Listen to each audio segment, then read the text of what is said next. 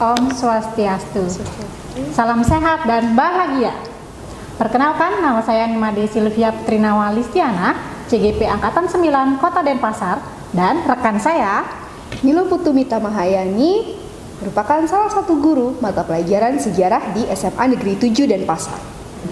Kali ini kami akan melakukan praobservasi supervisi akademik, di mana tujuan dari praobservasi ini yaitu untuk mengukur sejauh mana observer melakukan persiapan dalam kegiatan observasi supervisi akademik. Baik, kita mulai ya. Baik, Bu. Selamat pagi, Bu Mita. Selamat pagi, Bu Sylvia. Apa kabar nih hari ini? Astenggara dalam keadaan yang sehat. Ya, sehat ya. Semoga kita semua dalam keadaan sehat. Iya. Dan tentunya terima kasih atas waktu Bu Mita ya, sehingga kita bisa melaksanakan praobservasi hari ini. Baik. Jadi sebelum nanti kita melakukan observasi, ada beberapa pertanyaan yang ingin saya ajukan. Adapun pertanyaan pertama yaitu ketika nanti dalam proses pembelajaran, tujuan apa nih yang ingin Bu Mita capai? Oke, baik. Terima kasih, Bu Sylvia. Jadi dalam proses pembelajaran nanti yang akan saya laksanakan, jadi tujuan pembelajaran yang ingin saya capai yaitu adalah yang pertama, siswa mampu menganalisis kehidupan dari kerajaan Sriwijaya. Dan yang kedua, siswa mampu menganalisis kehidupan kerajaan Mataram kuno. Ya, jadi menganalisis kehidupan kerajaan Sriwijaya dan juga siswa mampu menganalisis kehidupan kerajaan Mataram kuno. Karena materinya kebetulan saat ini adalah tentang kerajaan-kerajaan bercorak Hindu-Buddha di Nusantara. Pertanyaan selanjutnya nih, berdasarkan pembelajaran Ibu nanti, ya, area pengembangan apa yang hendak Ibu capai? Oke. Untuk area pengembangan dalam proses pembelajaran yang ingin saya capai di sini adalah pertama ranah kognitif ya, yaitu bagaimana pengembangan pengetahuan pada siswa. Selain itu juga di mana nanti saya harapkan bahwa ada pengembangan kreativitas di sini untuk para siswa, karena nanti mungkin di akhir saya akan meminta satu tagihan tugas ya, terkait dengan menumbuh kembangkan kreativitas siswa dan sebagai salah satu bagian dari kurikulum merdeka ya, di mana kita diharapkan bahwa mampu membentuk karakter profil pelajar Pancasila. Jadi di sini juga pengembangannya adalah pengembangan karakter untuk para siswa. Baik, jadi ada 3 hal ya yang saya tangkap di sini, yaitu penekanan pada ranah kognitif, kemudian peningkatan kreativitas siswa dan juga pembentukan karakter siswa. Oke, pertanyaan berikutnya, strategi apa nih yang akan Ibu lakukan pada saat pembelajaran nanti? Oke, untuk strategi ya secara umum ya, pendekatan saintifik, dan kemudian di mana saya mencoba menggunakan model pembelajaran problem based learning atau PBL, dan dengan konsep pembelajaran berdiferensiasi, terutama diferensiasi konten di sini. Baik, selanjutnya media apa saja yang akan Ibu gunakan pada saat pembelajaran nanti? Oke, untuk media yang saya gunakan, jadi rencananya karena saya menggunakan konsep pembelajaran berdiferensiasi, tentu saja saya akan menggunakan media yang dapat mengakomodir kebutuhan siswa ya, terutama kebutuhan cara belajar siswa, di mana saya akan menggunakan media visual dan juga audio visual. Nah, jadi media disesuaikan dengan kebutuhan belajar siswa. Dan pertanyaan terakhir, kapan nih pelaksanaan waktu pembelajaran yang akan Ibu laksanakan? Oke, untuk waktu pembelajaran, waktu pelaksanaan ya pembelajaran, jadi itu adalah hari Selasa, tanggal 30 Januari 2024, itu pada jam pelajaran 5-6. Ya, di kelas? Di kelas 10-7. Nah, ya.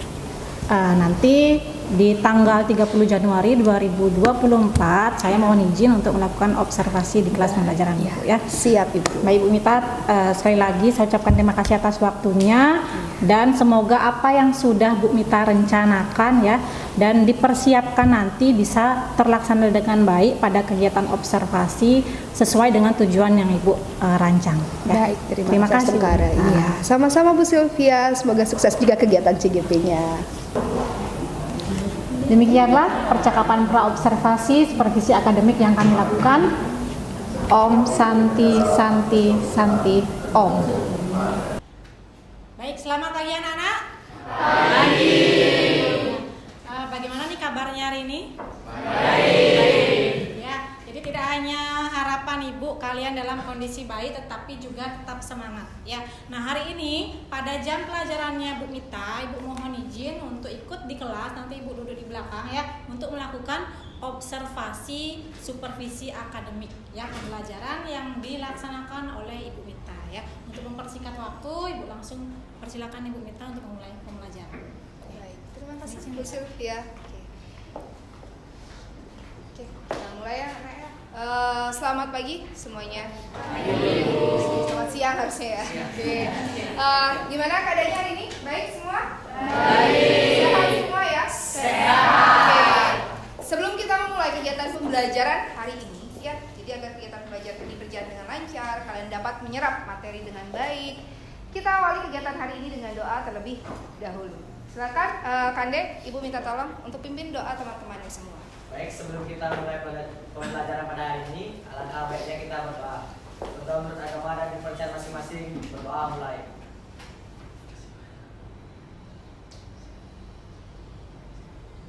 Berdoa selesai. Oke, terima kasih Kande sudah memimpin teman-temannya. Ya, selanjutnya Ibu akan melakukan absensi ya, jadi untuk mengecek kehadiran kalian di kelas. Sekarang tanggal 30 ya. 30. Oke. Anagong Sagong Istri Argamanik, Agnesia Dwi Wulandari, Aurel Mauliana, Defriendly Brilian, Gede Agong Samaramas, Gea Vika, Gede Bagus Sandra Putra, Idewa Ayu Prabanding Neta, Gede Surya Krisnanda, Gusti Agung Aditya, Gusti Ayu Putu Masri Indira, Kadek Yoga Pratnyana, Komang Agus Darmadi, Komang Ayu Amalia, Pandey Satria sakit, Andika Guna, Indra Aditya, Raditya Krisnanta, Rainaldi Ijir, Nyoman Artawi Guna, Mohan Parama, Hadir. Agus Surya Dharma, Hadir. Ida Gesya, Tona Yuditisna, Tri Satria, Rima Ardina, Made Wijaya, Kadek Dea Kalista, Dewi Purwaningsih, Listiana Sita Dewi, Cynthia Pratnya Dewi, Sri Ayu Jayanti, Ayu Suwarningsih, Cynthia Febrianti, Dinda Berlian sakit, Carlo Dwitya, Bunga Ayuni disper, Kiesa Amelia, Regina Dharma Pratiwi disper, Reina Haura, Shiren Zaneta. Oke, sudah semua Ibu absen ya. Jadi ada beberapa yang tidak hadir pada kegiatan pembelajaran hari ini. Nah, jadi untuk pembelajaran hari ini anak-anak ya, jadi kita menyambung pembelajaran pada sebelumnya.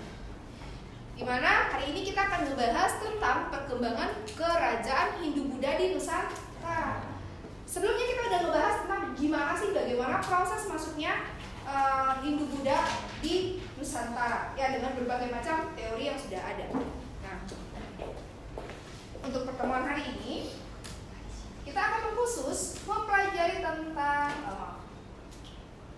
kerajaan Sriwijaya dan kerajaan Mataram kuno. Pernah kalian mendengar dua kerajaan ini? Sudah, karena Ibu rasa dari kalian SD bahkan SMP kemarin kalian sudah mempelajari tentang kerajaan-kerajaan ini. Sebelum lebih lanjut, apa sih yang kalian ketahui tentang dua kerajaan ini? Ada yang masih ingat nggak? Sedikit, paling sedikit. Ya silakan Carlo. Setahu saya kerajaan Sriwijaya itu adalah salah satu kerajaan kerajaan Mataram kuno adalah kerajaan yang menguasai wilayah sekitar Jawa dan memiliki kalau nggak salah 2 dinasti gitu. Oke, bagus sekali ya. Jadi tepuk tangan untuk Carlo.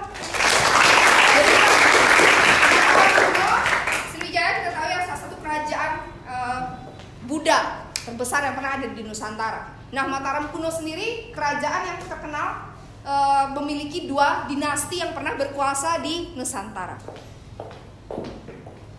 Oke, selanjutnya.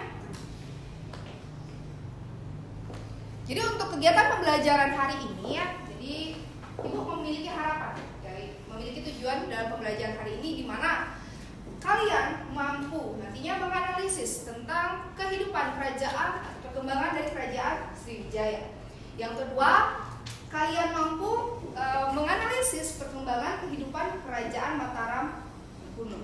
Nah, ya walaupun mungkin kalau kadang kita mikir sejarah, ngapain sih belajar sejarah? Emang perlu ya untuk kehidupan kita sehari-hari. Tetapi dari sini Ibu ingin menambah wawasan kalian. Ya, memahami bahwa di negara kita, di Nusantara, kita pernah memiliki kerajaan-kerajaan besar yang pernah berkuasa. Siapa tahu nanti kalian dengan mempelajari kerajaan ini bisa terinspirasi atas kejayaan-kejayaan pada masa lampau. Seperti Bung Karno yang pernah terinspirasi dengan kerajaan Majapahit.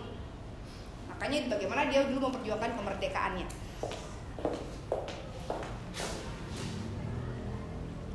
Oke, sebelum kita lebih lanjut, Ibu punya pertanyaan nih sama kalian. Selain pertanyaan kerajaan tadi, kita bicara kerajaan Buddha sebagai kerajaan-kerajaan tertua yang pernah berkuasa di Nusantara.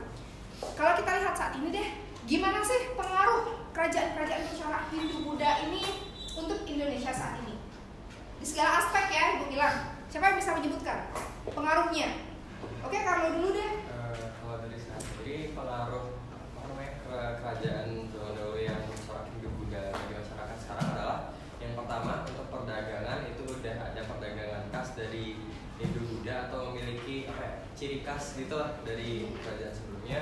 Kemudian ada juga budaya yang dibawa dari zaman dahulu dan mungkin masih ada sampai sekarang. Oke, perdagangan dan budaya yang masih dibawa hingga saat ini. Siapa lagi? Oh iya, Aura, silakan. Menurut saya dari segi pembangunan sih, dari segi candi-candi itu masih dibawa sampai sekarang bisa, dan jadi kayak wisata gitu loh. Oke, wisata ya, candi-candi. Iya, peninggalan ya dari kerajaan-kerajaan Hindu-Buddha berupa candi. Ada yang sudah pernah berkunjung ke candi-candi di Nusantara? Belum, oke. Astungkara next time ya berkunjung ya. Siapa tahu nanti ada kegiatan study tour mungkin atau kegiatan yang lain, kalian bisa berkunjung di salah satu candi. Memang kita memiliki salah satu candi yang mungkin bisa bilang terkenal ya di Indonesia. Ada lagi? Ya kan deh? Pengaruh agama. Agama ya, agama bagaimana kan deh? Pengaruh agama seperti agama yang terbesar di bumi, terbesar di Bali, yaitu agama Hindu. Ya, agama Hindu ya. Walaupun memang mungkin secara di Indonesia sudah tidak banyak yang menganut, tapi khusus kita di Bali sendiri Hindu menjadi agama mayoritas. Oke, bagus sekali ya. Anak-anak kalian bisa menjawab dengan baik pertanyaan ini. Nah, jadi kait tadi pertanyaan yang sudah diberikan, kita membahas sedikit kerajaan-kerajaan Hindu-Buddha di Nusantara. Walaupun sebenarnya kalau kita bicara kerajaan-kerajaan akan ada beberapa jumlahnya, bukan hanya 2 ya, Sriwijaya ataupun kerajaan Mataram kuno. Nah, nanti bedakan anak-anak ya kalau kita membahas Mataram kuno, karena nanti ketika kita membahas perkembangan kerajaan Islam pun kalian akan mengenal kerajaan Mataram Islam. Ya, nanti yang muncul lagi pertanyaan, terus Mataram kan di Jawa Bu, kok sekarang ada di Lombok gitu ya, kok sekarang ada di NTB ya? Beda wilayah ya, karena pada dasarnya Mataram kalau berasal dari bahasa Sanskerta itu artinya adalah ibu pertiwi ya. Jadi mungkin ini menyatakan bahwa di sini tempat ibu pertiwi kita ya bernama. Jadi materi hari ini adalah tentang perkembangan kerajaan Sriwijaya dan juga perkembangan kerajaan Mataram kuno. Oke. Are you ready for lesson today? Yes. Very good ya. Kita lanjut ya anak-anak ya. Harus sosial, harus semangat ya. Oke. Nah, jadi untuk kegiatan pembelajaran selanjutnya, anak-anak ya. Jadi bagaimana kegiatan hari ini? Ibu menggunakan namanya konsep pembelajaran berdiferensiasi. di mana pembelajaran ini akan Ibu laksanakan berdasarkan gaya belajar kalian. Jadi kita ini sebagai individu, kita kan punya gaya belajar yang beda-beda, ya. Jadi ada auditori, kinestetik, dan visual. Nah, dan ini kan sudah dilakukan ya di awal ketika kalian sekolah ya untuk menentukan gaya belajar kalian. Sekarang Ibu minta sama kalian untuk bentuk kelompok, ya, bentuk kelompok sesuai dengan gaya belajar kalian. Kan datanya sudah ada ya di kalian. Nah, silakan bentuk kelompok sesuai dengan gaya belajar kalian. Silakan Ibu beri waktu untuk membentuk kelompok.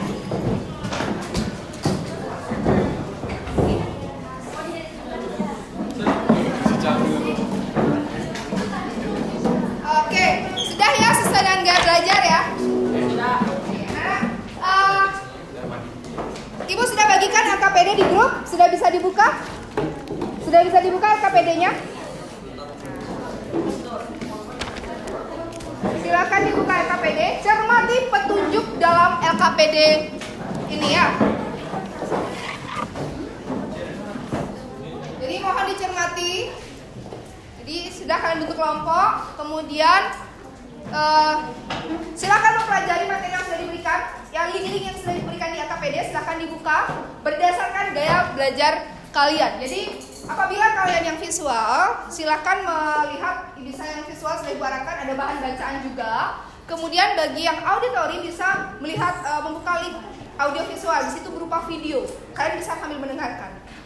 Bagi yang kinestetik, nah ini biasanya kalau kinestetik ini kan nggak bisa cuman dengar ataupun baca gitu ya. Jadi harus doing something gitu ya, harus melakukan kegiatan tambahan. Siapa tadi yang kinestetik anak-anak? Tolong angkat tangan. Oke. Nah, silakan sambil ya. Di sini kalian membuat semacam konsep, nanti ditulis, cari nih. Ini si kinernya.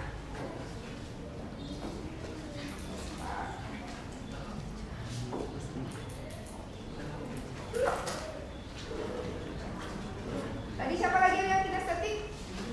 Yang 4 auditori yang ini ya.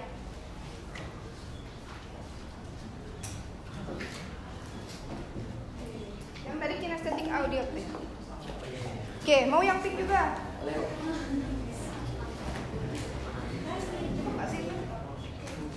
Cukupin ya. Nanti kalau memang kurang sticky note-nya sampaikan sama Ibu ya. Nanti yang kinestetik silakan ditempel ya di sana. Ditulis ya sesuai dengan petunjuknya di sini apa? Permintaannya ada asal usul kerajaan, kondisi sosial politik, peninggalan, dicari, kemudian ditempel di sini.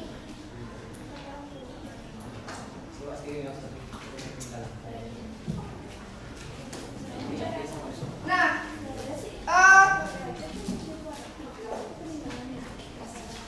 lagi sudah ya.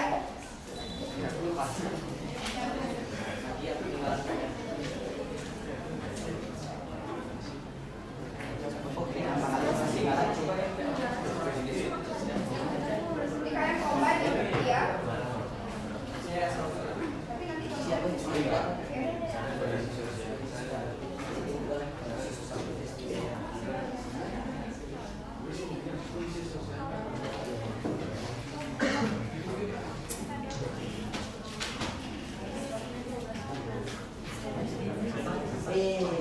Oke, anak-anak mohon perhatikan dulu. Nah, jadi di sini Ibu tidak hanya semata-mata meminta kalian belajar secara mandiri materi yang Ibu berikan. Kenapa? Karena perhatikan pada LKPD Ibu memberikan permasalahan.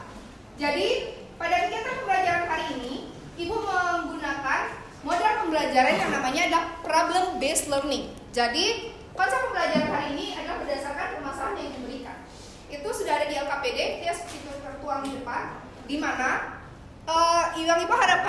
kalian belajar, kalian entah membaca, menonton video atau mendengar video dan membuat mind map menempel ya mind map di bagi yang kinestetik, itu adalah sambil kalian membahas permasalahan yang di depan dan nantinya masing-masing kelompok akan ibu minta untuk presentasi di depan kelas hasil dari permasalahan ini ya, pertanyaan-pertanyaan ini bisa dipahami? Bisa. Oke, silakan ya, ibu berikan waktu sekitar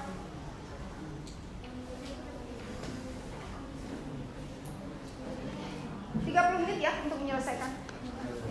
Silakan untuk sebelum presentasi ya. Ada pertanyaan? Ada pertanyaan? Paham ya? Oke. Nanti kalau memang ada pertanyaan silakan angkat tangannya ya.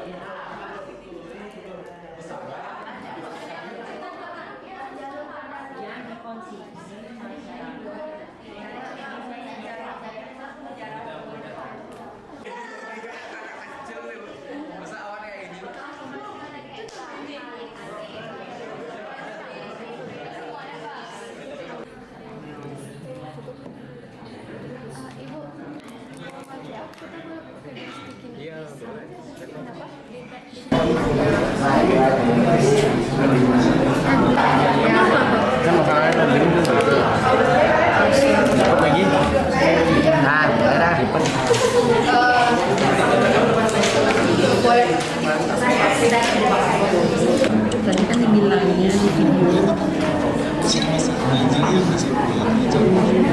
Tadi kan dibilangnya di video. Diserang jadi orang.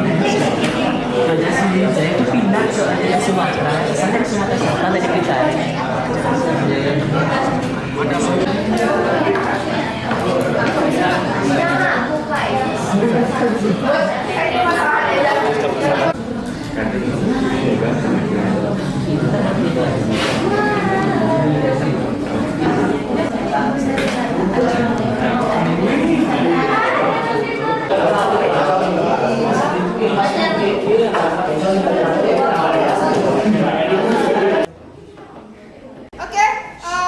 Waktunya sudah habis anak-anak ya untuk diskusi kelompok. Selanjutnya Ibu minta kalian mempresentasikan seperti apa yang sudah Ibu sampaikan tadi. Tapi sebelumnya, nah di sini Ibu ingin jelaskan sama kalian tadi di awal Ibu lupa menjelaskan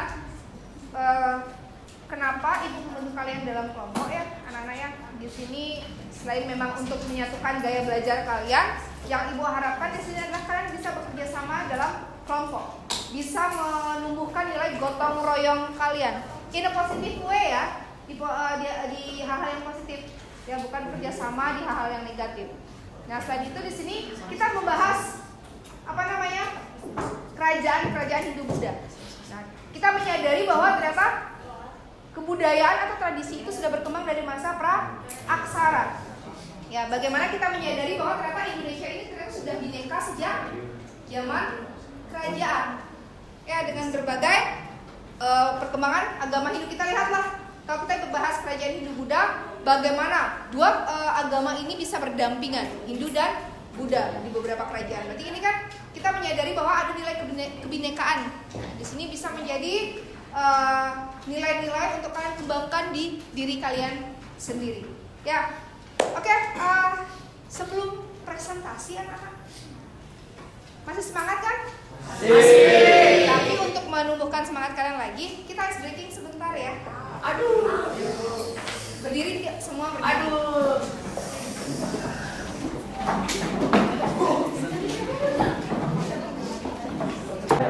Kalian tahu kan lagu Kepala Pundak Lutut Kaki? Tahu. Ya, Kepala Pundak Lutut Kaki. Ikuti gerakan ibu. Ya, ikuti gerakan ibu. Nah, kan sama ibu. Di sini kelihatan ya.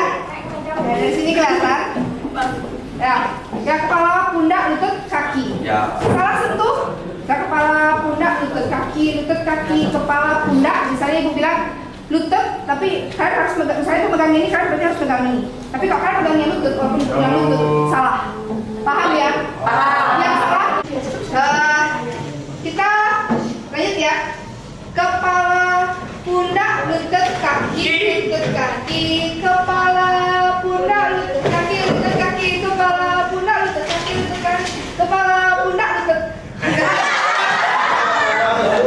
Oke, jangan semua yang ada kepala. Oke, kita gitu aja. Biar semangat aja.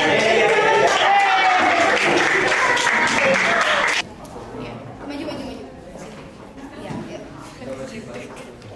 Om Swastiastu. Kami dari kelompok Vitetik akan mempresentasikan hasil diskusi yang telah kami diskusikan.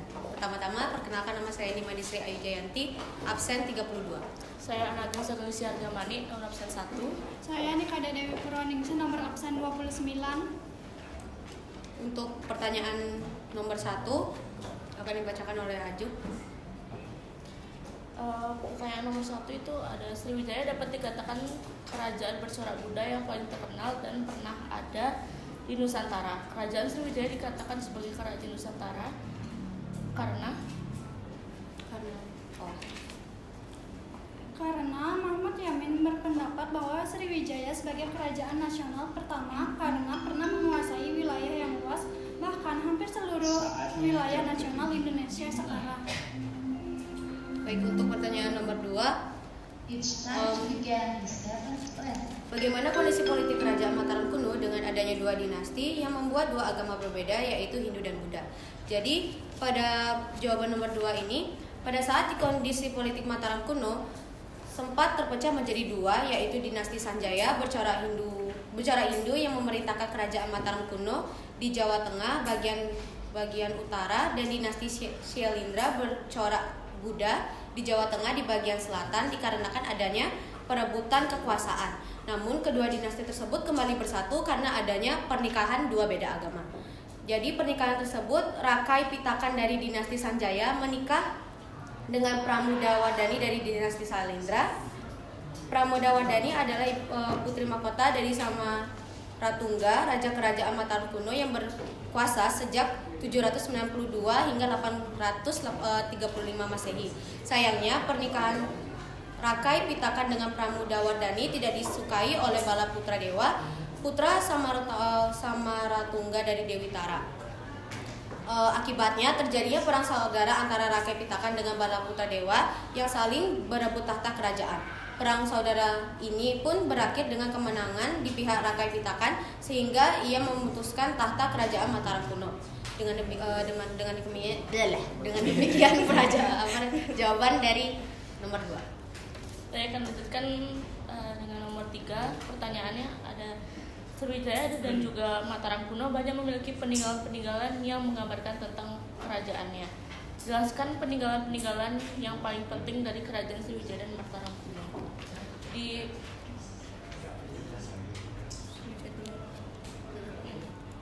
Di kerajaan Sriwijaya ada salah satu prasasti bernama Prasasti Kedukaan Bukit.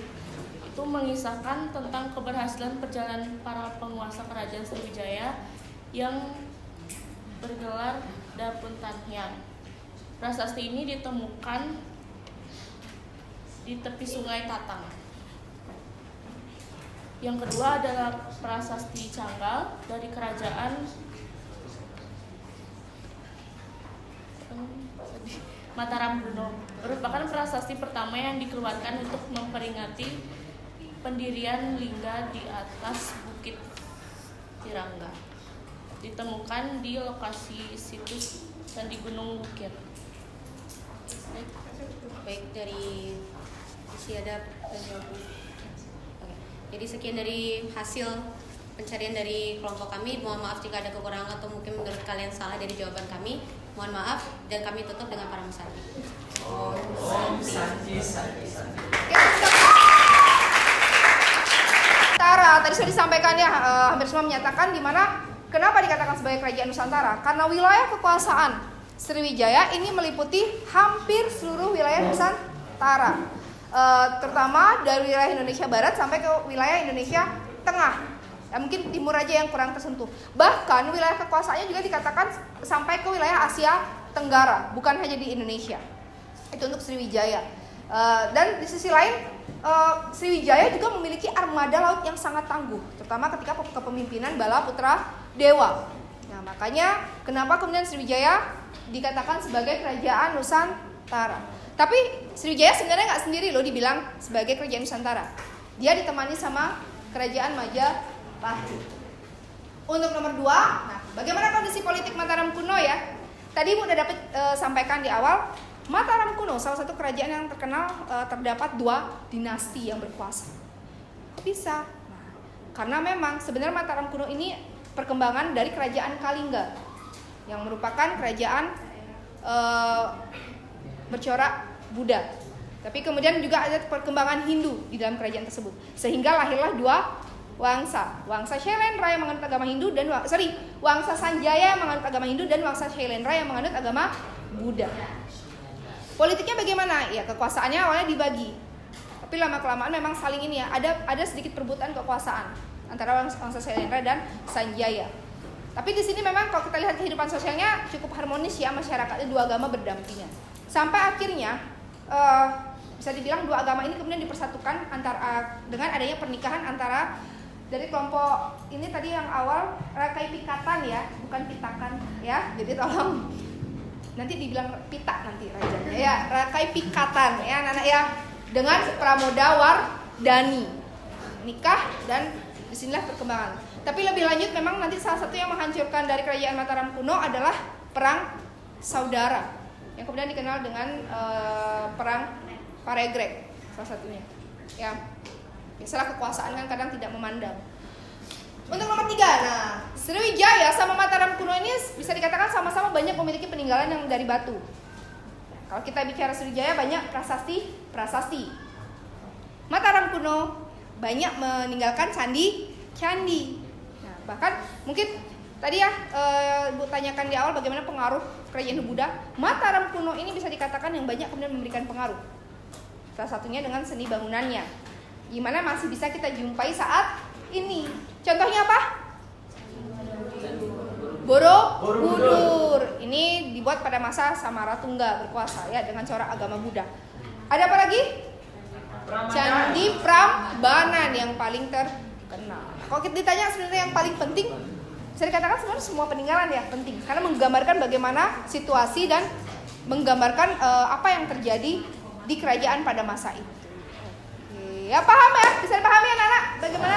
Ya, jadi ini ya terkait dengan kerajaan Sriwijaya sama Mataram kuno, bagaimana pernah menjadi suatu kerajaan yang besar yang berkuasa di Nusantara. Oke, kalau gitu tepuk tangan untuk kalian semua. Jadi itu tadi ya, kita sudah membahas kerajaan Sriwijaya sama kerajaan Mataram kuno. Nah untuk sekarang diskusi kelompok sudah cukup, diskusi di depan juga sudah cukup. Sekarang kembali ke tempat duduk masing-masing. Anak-anak silakan.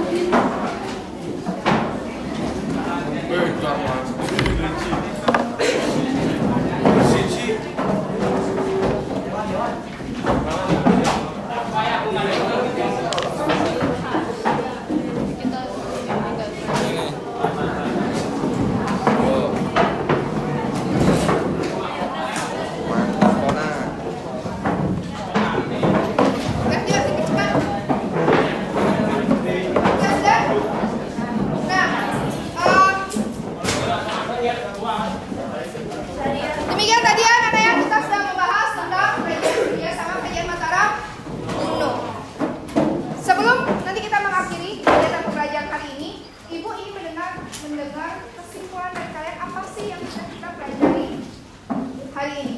Oke, silakan siapa yang mau menyampaikan? Oke, silakan kamu. Berdiri boleh. Oke, halo semuanya, sini saya Carlo, absen 36 kelas 7. Saya akan menyampaikan pendapat saya soal atau kesimpulan saya tentang pembelajaran hari ini, di mana wawasan kita hari ini sudah lumayan terbuka lebar soal kerajaan-kerajaan yang pernah ada, terutama sesuai materi yang ada, Kerajaan Sriwijaya dan Kerajaan Mataram kuno, di mana mereka memiliki sejarahnya masing-masing, memiliki peninggalannya masing-masing, memiliki corak budaya ataupun berbagai aspek yang ada hingga saat ini, di mana kita masih mengenal berbagai aspek budaya dari Kerajaan Sriwijaya maupun Kerajaan Mataram kuno hingga kali ini. Bahkan ada juga peninggalan yang sangat dikenal dan bahkan sekarang menjadi suatu wisata di Indonesia, yaitu merupakan Candi Borobudur juga Candi Prambanan. Adanya kerajaan-kerajaan ini itu membuat kita berpikir bahwa hal yang terjadi di masa lalu atau kita dapat belajar berbagai hal buruk ataupun hal baik yang di masa lalu dapat kita terapkan di masa sekarang maupun kita koreksi di kehidupan sekarang. Kesalahan apa yang dilakukan pada orang-orang zaman dahulu itu tidak boleh kita ulang di zaman sekarang. Sekian kesimpulan yang menurut saya. Terima kasih. Terima kasih. Ada pesan ya yang disampaikan juga oleh Carlo mengenai apa yang sudah kita pelajari hari ini ya. Jadi apa yang sudah terjadi pada masa lampau, segala kesalahan ya, jadikan pembelajaran untuk masa kini. Oke, bagus sekali. Bagaimana kira-kira pembelajaran hari ini anak-anak? Seru. Ya, semoga ke depan Ibu bisa menghadirkan pembelajaran yang lebih seru lagi ya untuk sejarah.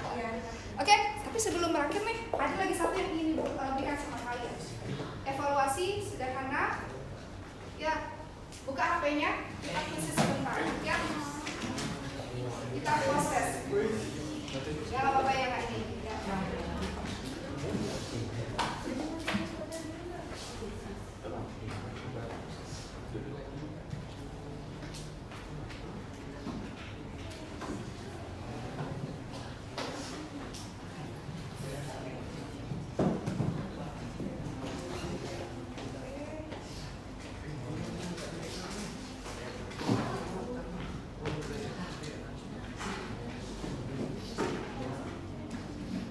Silakan masukkan kodenya.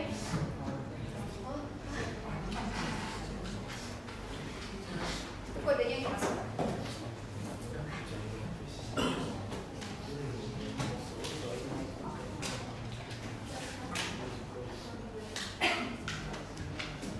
Ini nanti khusus ya untuk Kerajaan Mataram kuno.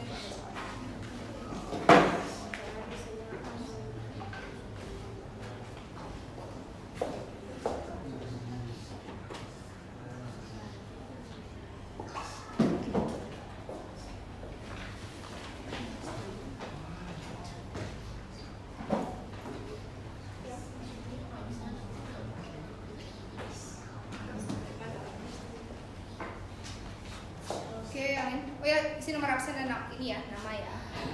Lupa kalau udah nama aja nggak apa-apa. Ini kita post test. Ibu ingin tahu sejauh mana sih kalian sudah sedikit menangkap apa yang sudah kita pelajari hari ini ya.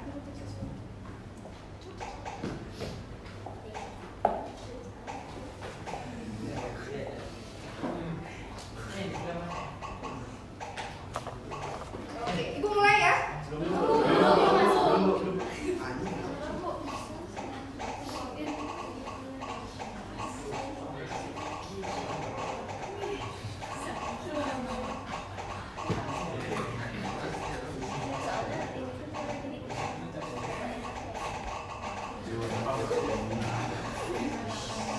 Oke, bisa ya. Ya, kalau bagi yang belum silakan ya. Kita mulai.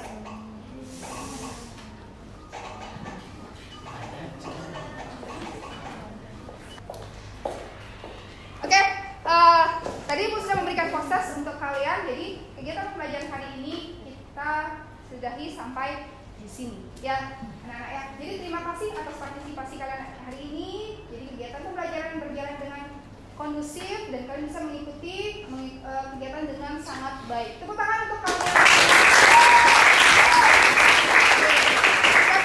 Tadi karena kita buka kegiatan pembelajaran dengan doa, kita akhiri juga dengan doa. Kita tolong lagi sama Kandes, silakan. Baik, sebelum kita mengakhiri pembelajaran pada hari ini, alangkah baiknya kita berdoa.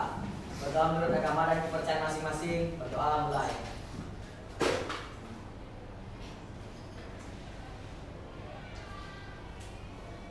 Berdoa selesai. Oke, terima kasih Kandes. Ya, minggu depan kita berjumpa lagi ya anak-anak ya dengan melanjutkan pembelajaran tentang kerajaan-kerajaan Hindu Buddha. Silakan dipelajari lagi ya di rumah tentang kerajaan-kerajaan Hindu Buddha yang lainnya. Oke, terima kasih anak-anak. Sampai jumpa. Kita tutup dengan Parama Santi. Pada Asano. Paramo Santi. Om Santi Santi Santi. Oke, terima kasih Bu. Terima kasih.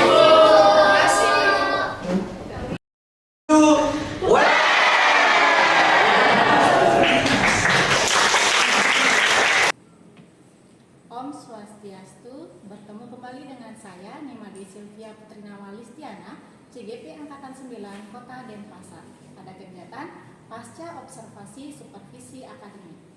Jadi pada kegiatan kali ini saya masih bersama dengan Ibu Mita Mahayani, guru sejarah SMA Negeri 7 Denpasar sebagai guru yang saya observasi. Om Swastiastu Bu Mita. Swastiastu. Apa kabar? Baik. Jadi Bu Mita, pada kegiatan kita kali ini pasca observasi supervisi akademik kita akan didampingi oleh Ibu Yansi. Jadi Ibu Yansi ini selaku pengajar praktik dari pendidikan untuk penggerak angkatan 9 Kota Denpasar. Ya. Mohon izin Bu Yansi ya.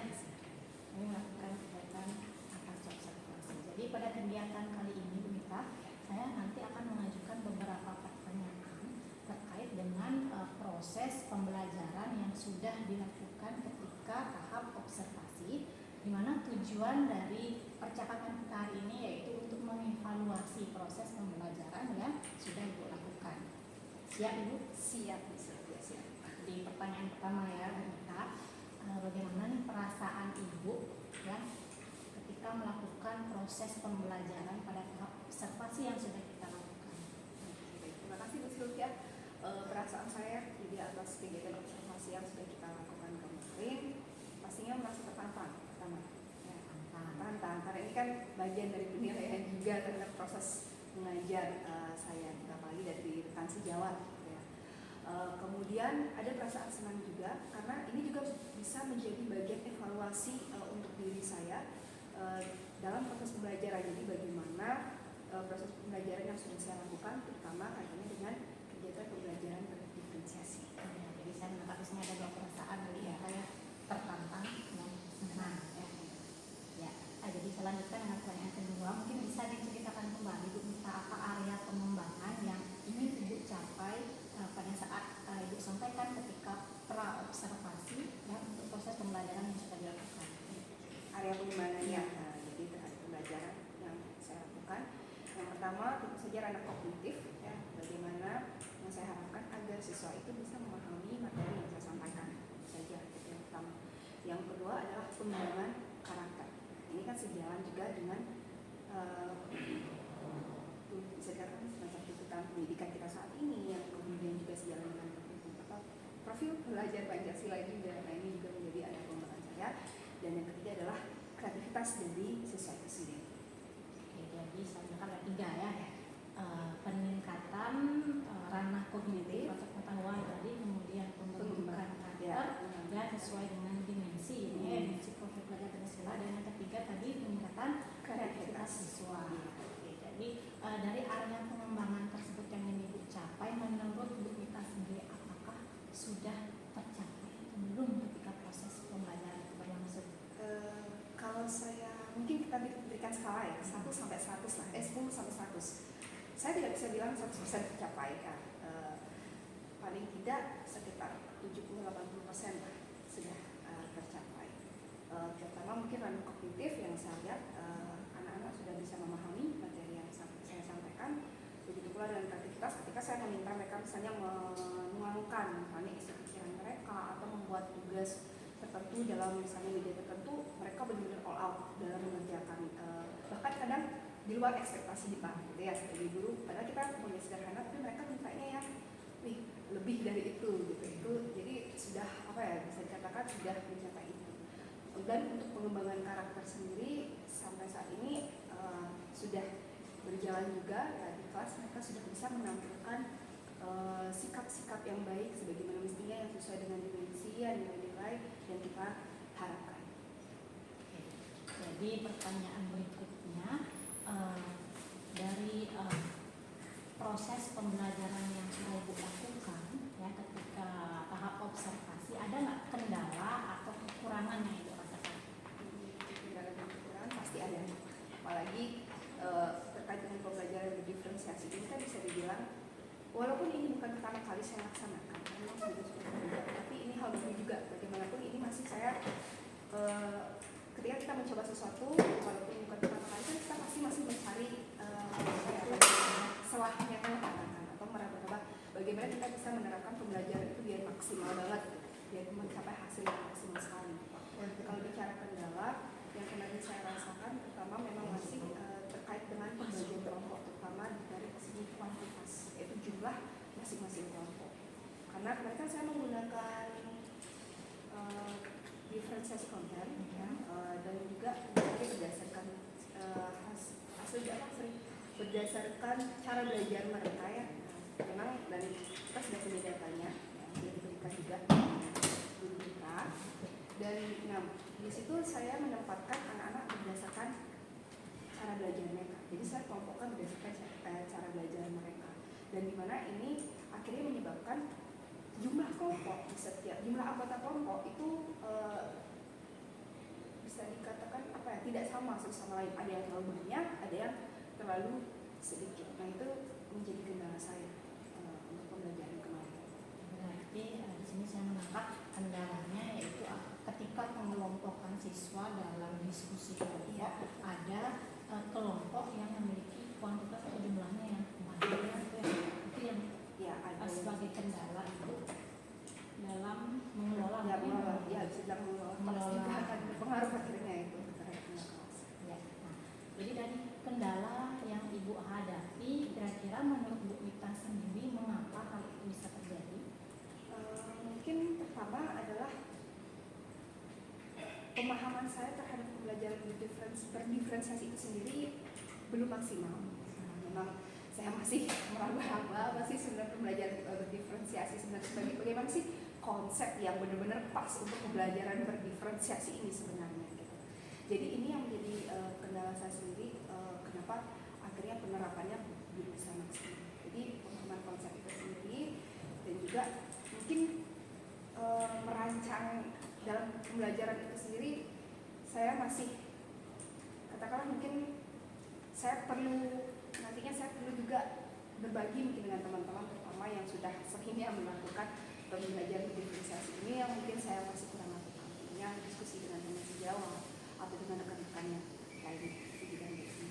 Ya, itu ya alasannya ya, dari apa yang sudah kita rasakan. Selanjutnya mungkin rencana ke depannya.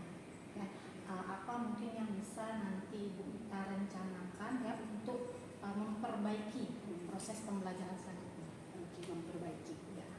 Nah kebetulan kemarin saya kan mengikuti workshop ya, seminar terkait dengan pembelajaran berdiferensiasi. Nah di situ dari narasumber sendiri dia memberikan suatu gambaran apa yang dia lakukan, ternyata permasalahan ya yang apa yang saya rasakan ini, apa yang kemarin terjadi, mungkin ini salah satu permasalahan yang hampir pernah dirasakan oleh guru-guru yang pada masih awal-awal melaksanakan pembelajaran berdiferensiasi. Nah salah satunya saya terinspirasi lah katakan gitu ya, salah satu konsep yang ingin saya terapkan mungkin ke depan ya tentu saja yang pertama nantinya rencana tindak lanjutnya pertama saya ingin menggali lebih banyak tentang proses pembelajaran berdiferensiasi seperti apa, baik nanti melalui mungkin kegiatan workshop ya, seminar gitu ya. Sekarang sudah banyak sekali dilakukan baik nanti dari pihak mungkin dari instansi pemerintah atau bahkan dari instansi swasta yang melaksanakan. Nah selain itu diskusi dengan teman-teman yang sudah sering atau bahkan sudah beberapa kali lebih banyak melakukan pembelajaran berdiferensiasi ini. Nah itu juga bisa menjadikan masukan untuk saya sendiri. Dan saya juga sudah memiliki semacam mungkin ke depan apabila saya untuk ke depan bila saya melaksanakan pembelajaran berdiferensiasi.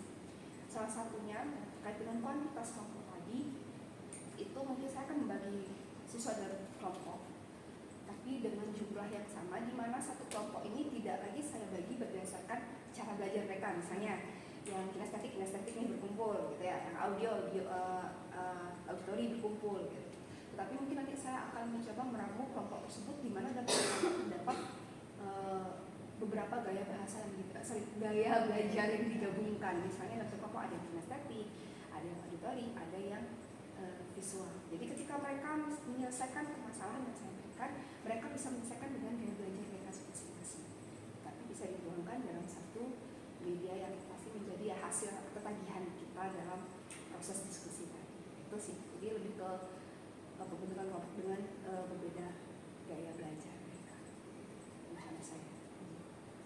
Dari rencana yang sudah Ibu rancang ini ke depannya, kira-kira kapan nih Ibu akan bisa merealisasikannya? Kapan itu as soon as possible pastinya ya. Untuk saat ini kalau misalnya nanti menerapkan pembelajaran diferensiasi, ya tentu saja kalau bisa dalam semester ini saya ingin mencoba lagi, karena memang ini kalau kita lihat anak-anak kan kemarin ya antusiasnya luar biasa Bu, bagaimana mereka mengerjakan sesuatu sesuai dengan gaya belajar mereka, dan mereka lebih bisa menyerap itu. Mereka merasa saya bisa dulu kayak gini, oke, mungkin segera mungkin atau kalaupun mungkin semester ini tidak sempat, awal semester depan paling tidak saya harus mencoba untuk melaksanakan pembelajaran berdiferensiasi lagi. Karena kan proses itu kalau kita tidak praktekkan, kita tidak akan memahami lebih dalam lagi ya Bu ya. Ya, berarti kan cepat kan bagus ya. Makin cepat makin bagus. Iya. Ya. Jadi saya dari percakapan ini sudah mendapatkan ya poin-poin dari percakapan kita. Jadi saya sudah bisa menangkap apa hasil evaluasi untuk proses pembelajaran yang sudah kita lakukan ketika tahap observasi. Nah selanjutnya saya persilahkan kepada Ibu Yansi selaku pengajar praktik untuk memberikan tanggapan atau umpan balik terhadap percakapan pasca observasi yang sudah kita lakukan. Terima kasih Om Swastiastu. Terima kasih Bu Silvi dan Bu Nita yang sudah memberikan kesempatan kepada saya selaku pengajar praktek dari Bu Silvi untuk memberikan umpan balik dari praktek coaching yang sudah dilakukan oleh Bu Silvi kepada Bu Nita dari pra-observasi hingga pasca observasi ini. Jadi saya sudah memperhatikan coaching yang dilakukan oleh Bu Silvi tadi. Dari pra-observasi yang saya tonton di video itu sudah sangat jelas. Jadi Bu Silvi ini sudah menggunakan alur Tirta dengan mulai menanyakan tujuan pembelajaran yang hendak dicapai oleh Bu Nita ketika di supervisi. Terus Bu Silvi juga sudah menanyakan area pengembangan yang akan dicapai, metode dan strategi yang akan digunakan saat pembelajaran. Nah, begitu juga dengan praktek coaching pada saat pasca observasi ini, Bu Silvi sudah mampu menjadi pendengar aktif dan mampu memberikan pertanyaan-pertanyaan yang memberdayakan. Sehingga Bu Nita sebagai guru yang di coaching, sebagai guru yang di observasi ini mampu mengungkapkan perasaan yang dialami ketika supervisi tersebut. Nah, selain itu, Bu Silvi pun sudah mampu memberikan pertanyaan-pertanyaan sehingga Bu Nita itu mampu mengungkapkan apa sih kendala yang dialami selama pembelajaran. Terus Bu Silvi juga sudah bisa sudah bisa menuntun Bu Nita untuk menemukan solusi dari kendala yang dialami. Jadi Bu Silvi selaku seorang coach tidak memberikan solusi, tapi menuntun Bu Nita untuk menemukan solusi dari kendala yang Ibu alami. Ya, semoga dari praktek coaching yang dilakukan hari ini mampu ditingkatkan terus, dijelaskan kepada teman-teman yang lain maupun kepada anak-anak didik kita, sehingga kedepannya dari coaching ini mampu meningkatkan kualitas diri sebagai seorang pengajar untuk bagaimana kita membantu teman menemukan solusi dari kendala yang dialami. Itu saja bisa saya sampaikan. Terima kasih. Terima kasih Bu Yansi atas umpan balik dan juga tanggapan atas percakapan pasca observasi yang sudah kita lakukan. Jadi demikianlah rangkaian kegiatan pasca observasi ya yang kemarin kita awali dengan pra-observasi, kemudian observasi dan hari ini kita akhiri dengan pasca observasi. Saya mengucapkan terima kasih kepada Bu Yansi dan juga Bu Nita yang sudah meluangkan waktu ya untuk hari ini sehingga kegiatan kita hari ini pasca observasi bisa berjalan dengan lancar. ya. Mohon maaf apabila ada salah kata dari saya dan saya akhiri dengan Om Santi Santi.